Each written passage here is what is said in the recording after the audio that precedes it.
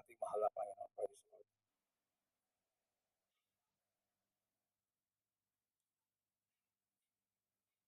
Elvisio, the beloved corporate sir, Danny Cortiros. Everybody say, praise the Lord. Praise the Lord. Parang mahina yung praise the Lord natin. Praise the Lord. Yun ang praise the Lord na tunay. Amen. Itaas yung kamay niyo, mga minamahal. Tayo po ay dumalangin sa ating pinakamahal na Panginoon. Hallelujah. Heavenly Father, in the name of Jesus, thank you so much, Lord, for the great privilege you have given to us tonight to be here, just to worship you and praise you with the beauty of the first leading prayer of the Libran or Pastor, the prophet of God, hallelujah, blessed Almeida family. Lord, and we the humble servant, delivered with love and message, brave brethren, I bind Satan, cast out him, rest right the Lord, in Jesus' name, amen. Praise the Lord, hallelujah. Praise the Lord. Palakpakan natin ang ating mahal na Panginoon, mga minamahal. Sa gabing ito, first of all, the highest praise, glory, and thanksgiving, and majesty, only to our loving God, our dearest adoring Savior, and give double honor and respect to the man of God, our dearly beloved pastor, with his Almeida, the end-time prophet of our loving God, and soon will remember and cherish the blessed memories and precious teaching, our beloved son, Pastor Lina Almeida, and all beloved children, and the whole blessed Almeida family. And I greet also our beloved co-workers, to all of you, my dear brothers in Christ, sa lahat po ng mga webcast viewer natin, nanood ngayon sa buong daigdig. Magandang gabi sa inyo lahat. Palakpakan po natin ang ating mahal na Panginoon. Praise the Lord. Sa gabi ito, mamilang hindi po tayo magtagal. Yung ating Bible study, pamagatan po natin ng Thy will be done. Ang kalooban mo, Lord, ang maging matupad. Amen? Everybody serve the Lord. Dahil yung buhay natin sa lupa, mga minamahal, ay hindi po tayong nagpupunto. Hindi po tayong masunod. Bilang Kristiyano, ang ating buhay sa lupa ay ang Diyos ang nakaalam at siyang nagpupunto sa ating buhay kung saan tayo at kailan tayo pabalikin ng Diyos sa ating tahanan. Palakpakan natin ang Diyos. Everybody serve the Lord. Open your Bible in Luke chapter 22, verse 44, kindly lang. And then Matthew chapter 26, verse 39, ating basahin. The book of Luke chapter 22, verse 44.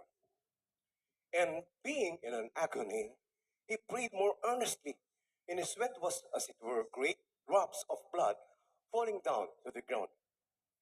The book of Matthew chapter 26, verse 39. And he went a little further and fell on his face and prayed, saying, O my Father, if it be possible, let this cup pass from me. Nevertheless, not as I will, but as thou wilt. Palakpakan po natin ang ating kanlis pagbabasa sa salita ng Diyos. Mga minamahal, nung ang Panginoon ay nagpakatao sa lupa, as human, katulad natin, mga minamahal, He preached the gospel throughout the world para maligtas sa mga tao at nagbibigay siya ng halimbawa sa lupa. And we just to follow His steps. Yun, nung natapos na ang kanyang mission, the task na binigay ng Panginoon sa kanya sa lupa, dumating ang panahon na siya ay po'y huhusgahan. So bilang tao, nilaramdaman niya, he was troubled in spirit. Bilang tao, mga minamahal, yung kaba, takot, nga anong mangyari sa buhay niya. That's why siya po'y nanalangin. Hindi basta-bastang panalangin with strong crying and agony. Grabe nga panalangin yon. Biga talaga. Kaya sobrang agonizing niya, halos yung kanyang pawis na lumabas sa kanyang pisngi. Sa kanyang ulo ay parang droplets of blood na. Dugo na. Hindi basta-basta ang dating asaro sa buhay ng ating Panginoon. sa kanyang panalangin sa Garden of Gethsemane. Ngunit, anong gadugtong ng prayer niya? Kung pwede lang, Panginoon, tanggalin mo ang madarating nga sorrow sa buhay ko. If it's possible, let this cup pass from me. But not my will, but thy will be done. Ibig sabihin ng buhay ng Kristiyano sa lupa po ay mayroon pong hangganan. Like how there is Jesus. Nagpakatao sa lupa that we should follow His steps. Sundin natin siya at ang example sa ating buhay. How there is pastor, more than that, sinunod niya. What is the footstep of the Lord? Lahat ginawa niya. Inutusan sa ng Panginoon, they are called by the Lord with a special purpose that has a mission sa lupa upang ipangaral ang Ebanghelyo sa buong daigdig. At hindi nabigo, millions of people na ligtas lumapit sa ating mahal na Panginoon. Everybody say, praise the Lord. Nakita po natin yung buhay ng ating dearest pastor. Bilang isang pastor, the whole blessed Almeida family. Sa atin nung bata pa ko, I was saved 1984, November 24, 1984. My age is also 22 years old. I was graduated from Nutical. Munta ko ng Manila dahil gusto ko sumakay sa barko to earn a living to support my family. Ngunit, hindi ako pinala doon. May nag-share sa akin ng mga kamag-anak ko. Sabi ito, totoo ang Diyos. Bakit sinabi ang totoo ang Diyos? Kaya alam nila noon sa Iloilo, nadoktrinahan ako ng mga doktrinang hindi kumikilala sa Diyos. I am the brain of communism sa aming lugar. Nag-lecture ako sa loob ng mga katubuhan doon. So hindi ako naniniwala. My father was a captain of the military. We came from a good family. By the grace of God, malaking restaurant namin. Lahat, halos 200 na mga military doon kumakain sa amin sa restaurant. Mayroon kami grocery. Lumaki ako na parang naging spoiled at mayabang. Ngunit sa bisyo kong drugs, marijuana inom, nagkasakit ako sa lungs. Doon na, sumama ang buhay ko, walang pag-asa. Dinidibati ko ang bawat tao na humawak ng Biblia. Ginagawa namin pulutan ng salita ng Diyos sa inuman. Hindi ako naniniwala sa Diyos. Ngunit mga minamahal, pag pinili ka pa ng Panginoon, dating ang araw, dadaling ka sa buong katotohanan. So 1984, I was graduated, natapos eskwela, pumunta ko ng Manila. Para umapply, para sumakay sa barko, ngunit natagpuan ko ang ating mahal na Panginoon. Natagpuan ko ang Panginoon that time, tinanggap ko ang Diyos. Sabi ko, Lord, patunayan mo sa akin na Diyos ka na buhay at makapangyarihan. Baguhin mong buhay ko, pagaling mong karamdaman ko, because the time I was suffer from my tuberculosis.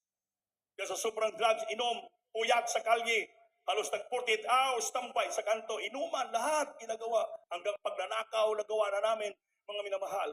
Hindi makapigil yung papa ko.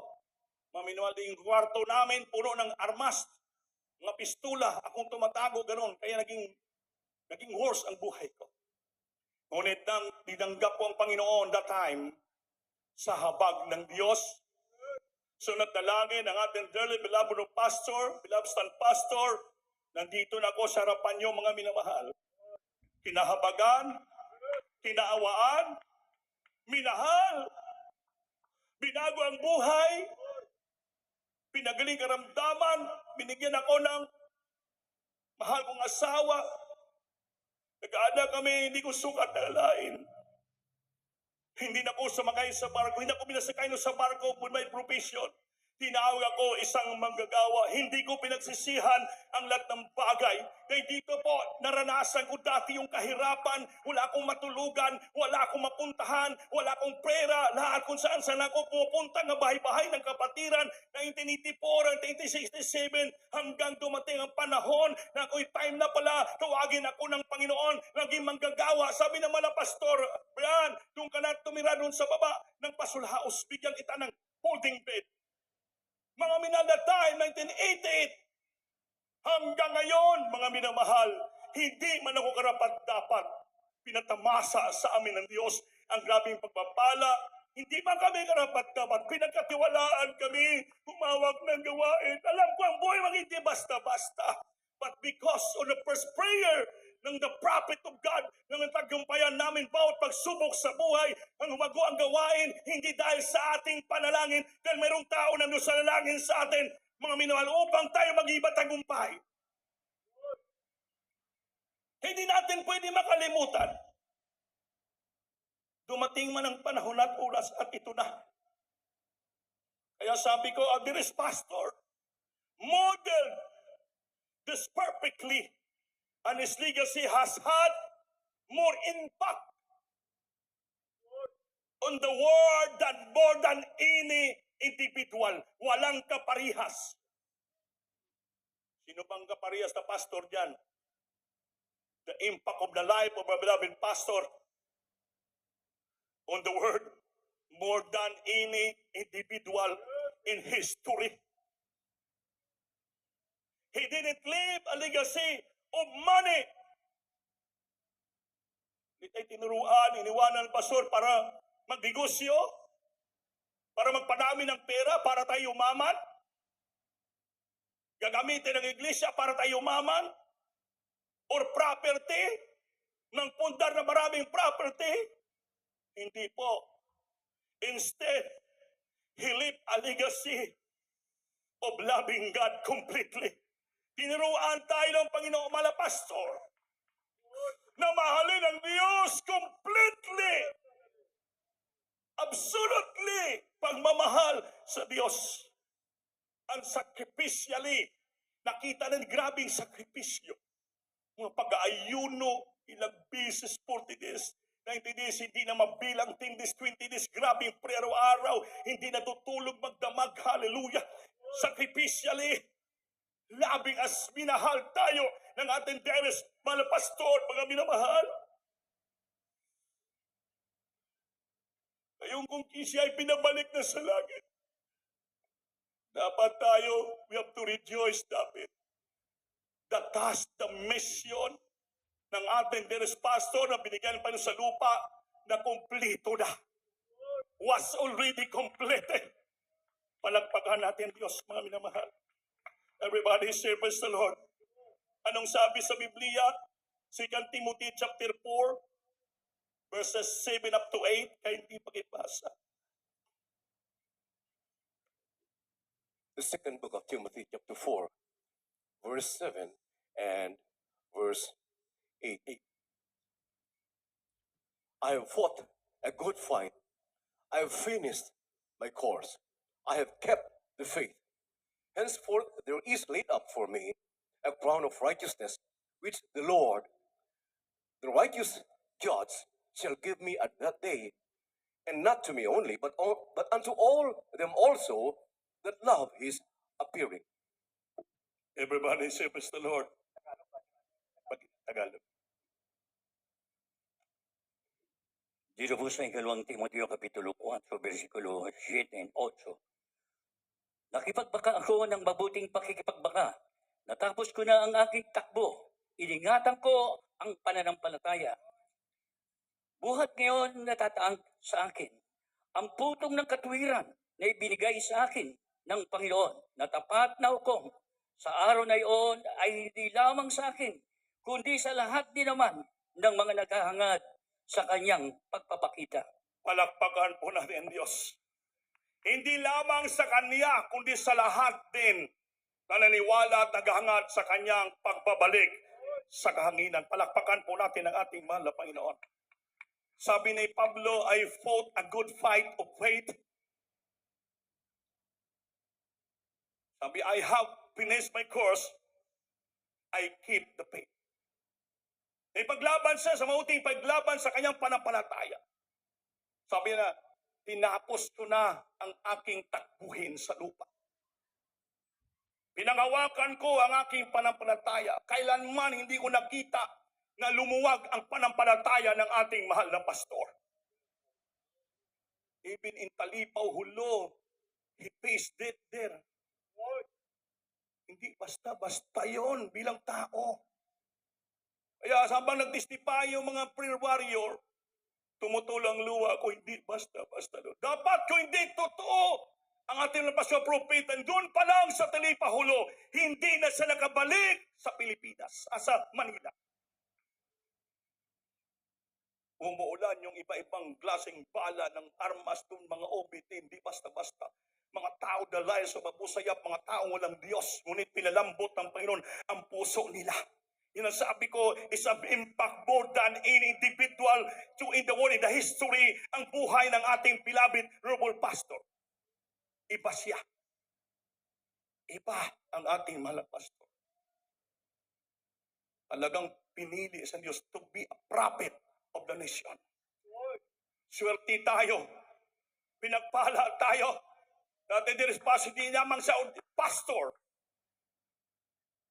Kung he is a prophet, an apostle, a teacher, a preacher, an evangelist, the fivefold ministry na sa katauhan ng ating dearly beloved pastor. Kompletong sangkap sa iglesia. Kaya lahat naman tayo, pinagpala ng Diyos, pinagaling karamdaman natin, pinago ang buhay natin, pinaghimalaan tayo, pinutuksilan tayo. Ngayon nagbibilang tayo ng tahanan, nagbibilang ng mga kotse, nagbibilang lahat ng mga pagpapala. Saan ito galing? Dito sa grasya ng ating mahal na Panginoon. Dahil sa nakilang sakripisyo ng ating dearly beloved pastor para sa atin, walang sawang panalangin.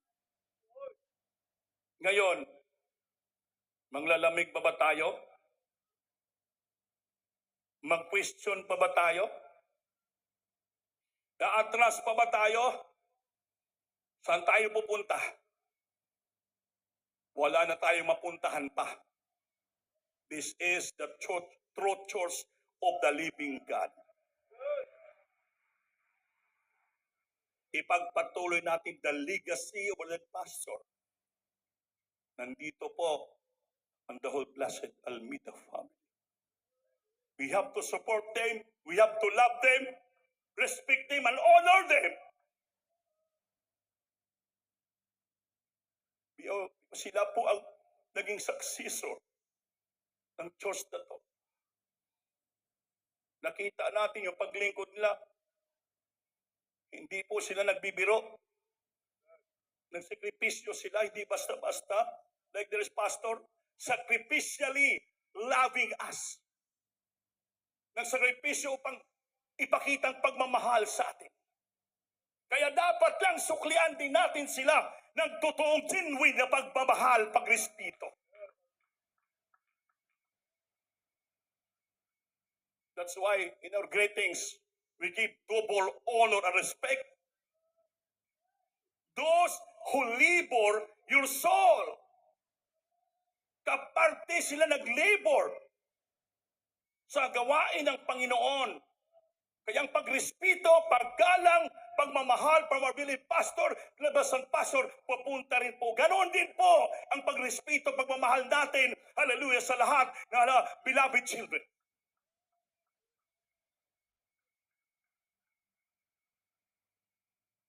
Kahit hindi nyo na kami respetuhin, respetuhin nyo sila.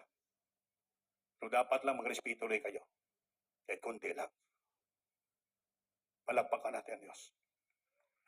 Because the Bible says, touch not my anointed.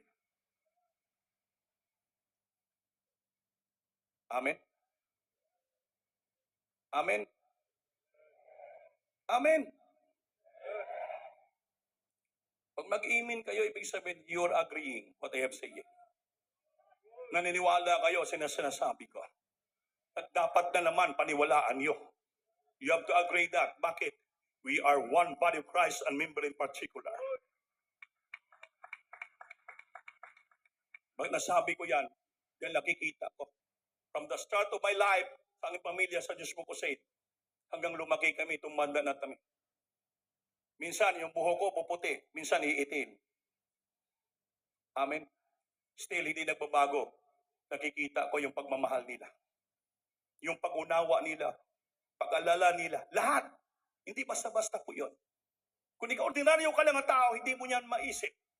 Dahil bakit sila'y kinasiyahan ng ating pinagmamahal na Panginoon? That's why yung real love, genuine love sa puso na grabe doon. Kaya tayo, suklian natin ng totoo rin ng pagmamahal, pagrespeto. Kahit ang mga pastor, Mama Dear, doon na sa langit, nauna lang sila. Para pagdating ng panahon, napagaganda na ng mansyon natin sa langit.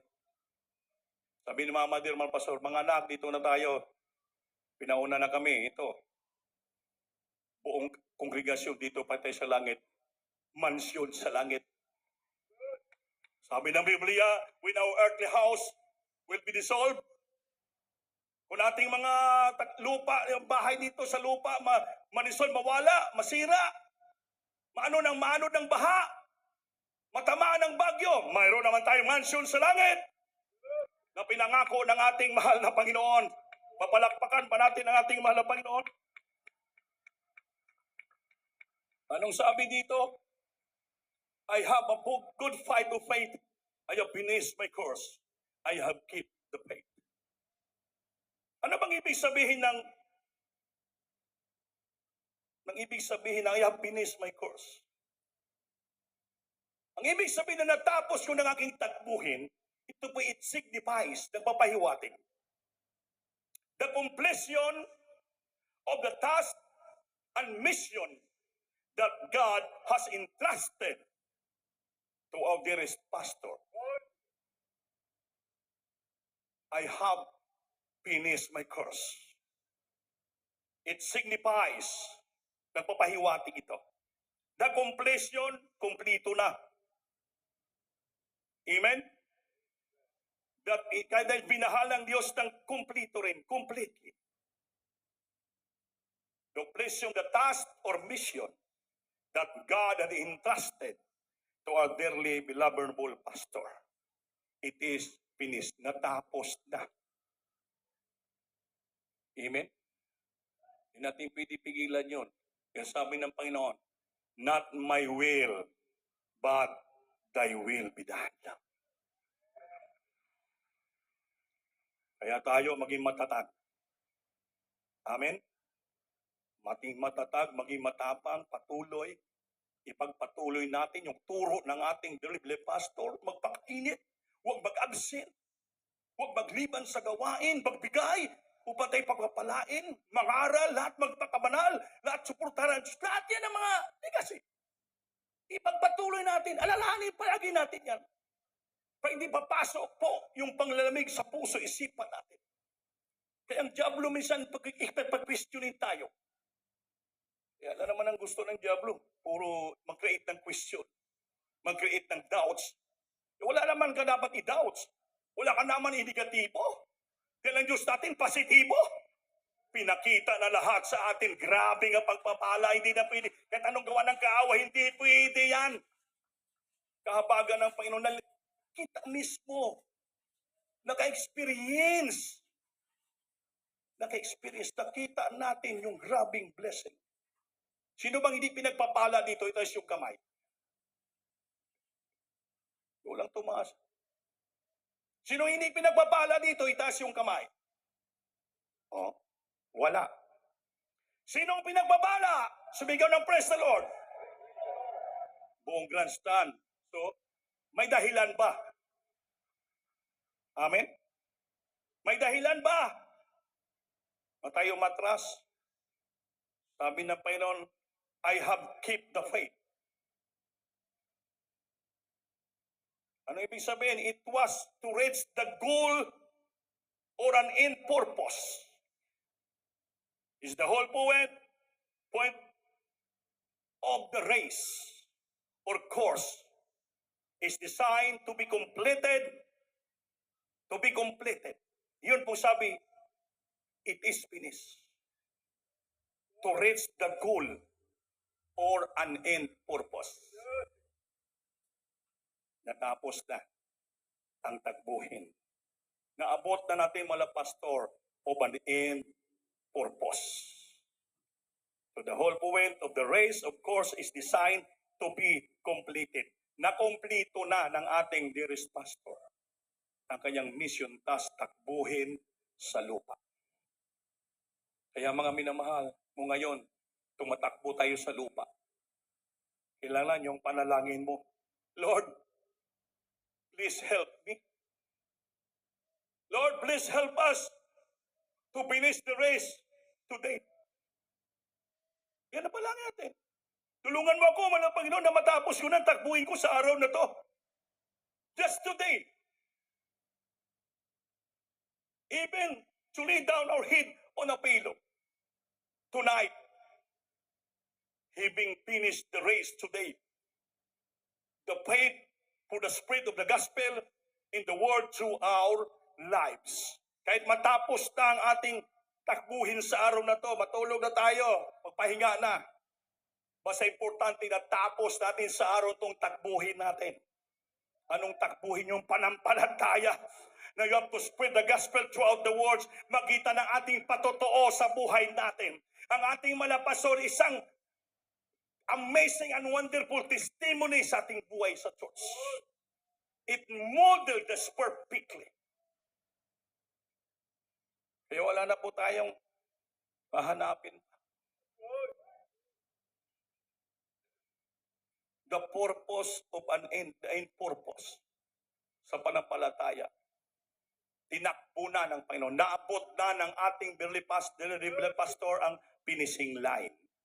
I have finished my course. The completion of the task. He reached the goal of an end purpose. Natapos na. So tayo manalangin na kailangan matapos natin yung ating takbuhin sa araw na to. Kung hindi natin ito matapos, hindi mo abot yung finishing line. Kung hindi mo abot yung finishing line, so wala kang corona, wala kang medalya, wala kang ribbon, wala kang reward. Wala kang reward. Ang malapastor, lahat na corona nandun na sa kanya. The crown of life, the crown of righteousness, maraming crown yun, hindi natin mabanggit. Grabe. Dito sa lupa, manalo ka sa beauty pageant, isang crown lang. Sa langit, napakaraming crown. Hindi na malaman kung saan ilagay yung mga putong ng corona dito sa ating buhay. Pagdating sa langit, sabi ng Panginoon, my faithful servant, come into the joy of your Lord. Tapat kong anak sa lupa, pumasok ka sa kagalakan ng iyong mahal na Panginoon. We welcome tayo ng Panginoon. Faithful servant, come into the joy of your Lord. Pumasok ka. Manahin mo ang kaharian. Walang hanggang kaharian. Walang hanggang buhay, walang hanggang katuwaan, walang hanggang kasiyahan, walang hanggang kagalakan. Hallelujah! We walk on gold, we sleep on gold, lahat brilyante. Ito sa lupa, nagpakahirap pa tayo ng maghanap ng diamond o gold sa langit. Lakad-lakaran natin tulugan. Amen. Pero before ang Panginoon babalik, may pangako siya. I will never leave you comfortless. Alawin tayo ng Diyos at pagpapalain tayo ng Panginoon. Sinong gusto pagpalain ng Diyos sa gabing ito? Sinong gusto pagpapalain ng Panginoon sa gabing ito?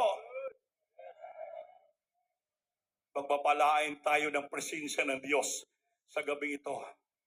Habang tayo umaawit sa ating pinakamahal na Panginoon, yung sabi ng awitin, magpakatatag. May pangako ang Diyos sa atin. Kaya dapat tayo magpakatatag sa lupa dahil mayroon siyang pangako na langit, buhay na walang hanggan sa langit. Hindi na magtagal, babalik ang Panginoon. We are looking for the blessed hope, the appearing of our great God and Savior, Jesus Christ, in the air. Kasama natin ang Panginoon sa kalangitan. Awitan natin, Diyos, mga minamahal.